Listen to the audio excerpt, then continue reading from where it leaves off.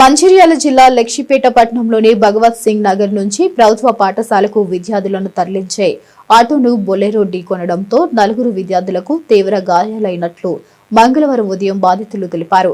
స్థానిక CS I రోడ్లోని canal వద్ద ఆటోను వేగంగా వచ్చి బొలెరో ఢీకొనడంతో ఆటో కాలువలో పడిపోయింది.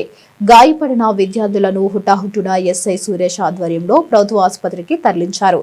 కాగా ఇప్పటికే పలు పత్రికలలో లోకల్ ఛానల్స్ లో ఎన్నోసార్లు ఈ ఇరుకైన కెనాల్ ప్రమాదాల గురించి కథనాలు వచ్చినప్పటికీ సంబంధిత ఇరిగేషన్ అధికారులు పట్టించుకున్న పాపాన పోలేదు. ఎప్పటికైనా ఎస్ఐ సురేష్ ఇరిగేషన్ అధికారులను సంప్రదించి కెనాల్ వద్ద ప్రమాద హెచ్చరిక బోర్డులు ఏర్పాటు చేసేలా చర్యలు తీసుకోవాలని స్థానికులు డిమాండ్ చేస్తున్నారు.